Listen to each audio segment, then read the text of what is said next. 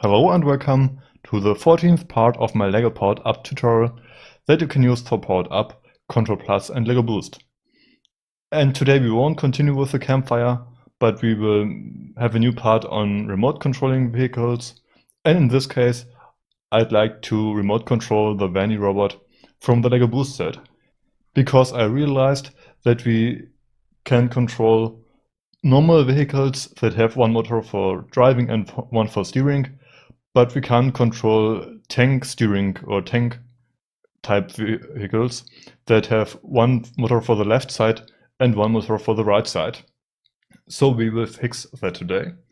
And I looked at my collection, and the LEGO Boost robots, R2D2 or Verny from Boost, are perfect for that, because they have one motor for the left side and one for the right side.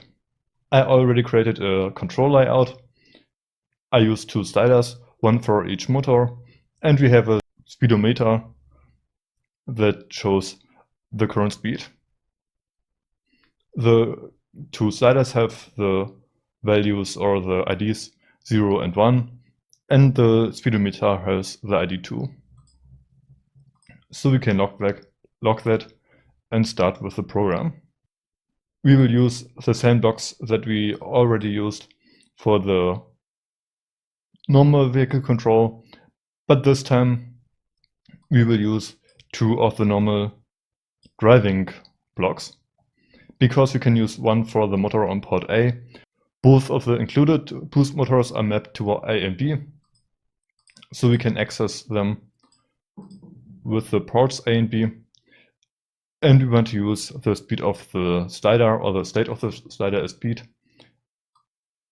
And that's pretty simple. That's 0 and 1. You can repeat the part about remote controlling normal vehicles if you don't understand what we've done here, because we covered everything in past parts of the tutorial. And of course, we want to show the speed, so we will need a loop for that. And the motors in the move hub have rotation sensors, so we can use their actual speed as input for the speedometer.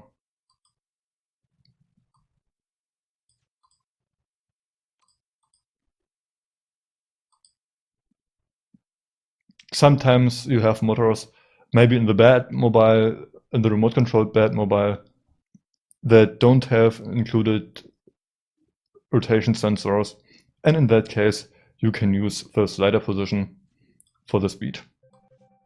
But let's try it.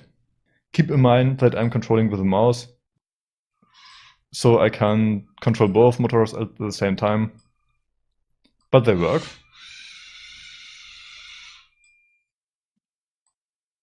And one of my sliders has a wrong setting, because it won't return to 0. And that's a new setting for the layout designer. We can change the behavior of some blocks, so we can press on the blocks, and then we can change the color, the address. We can select return to 0, then they will return to 0 if we don't press them anymore. This is helpful for vehicles, because we want them to drive only when we touch the touch screen and not when we don't touch the touch screen. But for trains, you'd normally select off or don't select return to 0, because then they would continue to drive even if you don't touch the touch screen. And we can select instant reset. And here I forgot to enable return to 0, so we can enable that as well.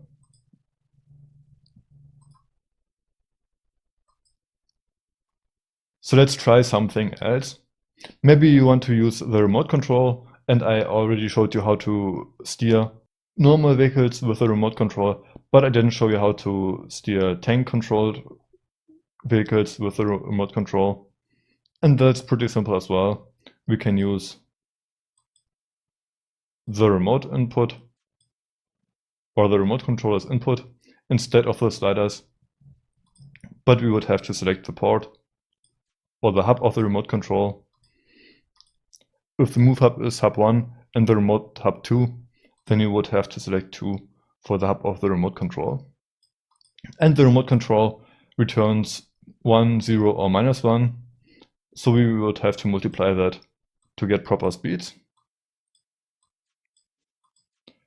There's one more thing to keep in mind, or you shouldn't press the red stop button of the remote control, because then the output of this block would be 127. So you would either have to think about that and find a solution, or you simply don't care and say that you shouldn't use the stop button. And there's one more idea that I want to show, because the Lego Boost Hub has a color and distance sensor, and we could make some kind of sonar to beep when something is in front of the sensor. And that's pretty simple. It should beep faster as closer we are, and the values from the color and distance sensor range from 1 to 10. There's a block to read the actual value. It's this one. So currently there's nothing in front of it, and it will measure 10. But we want it to beep very slow or not to beep when something is far away. And there's a pretty simple solution for that, because we want it to beep, so we can include a beep sound. And I think that the sixth sound of this block is a good beeping sound.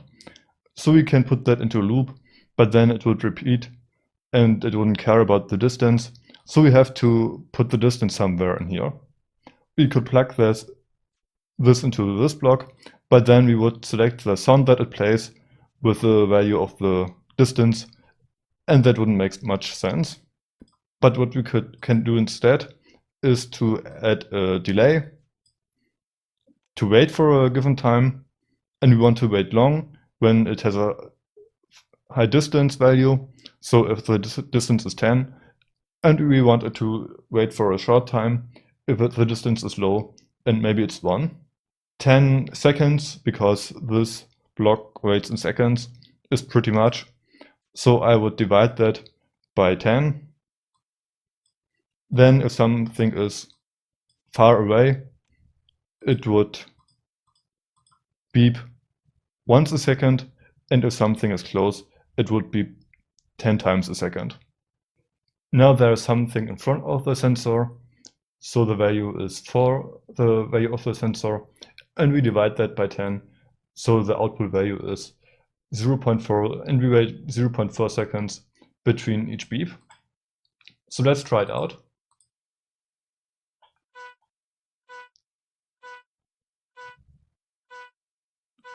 It beeps pretty often, and we can drive away, and it doesn't beep as often anymore. So that works, and that's basically how we can create a beeping noise if something is in front of the robot, so that we can drive it without seeing it, because it might fall off stairs or something like that. So make sure to not let it drive too much without watching it. That was it for this part of the tutorial. Thanks for watching, see you in the next part, and bye.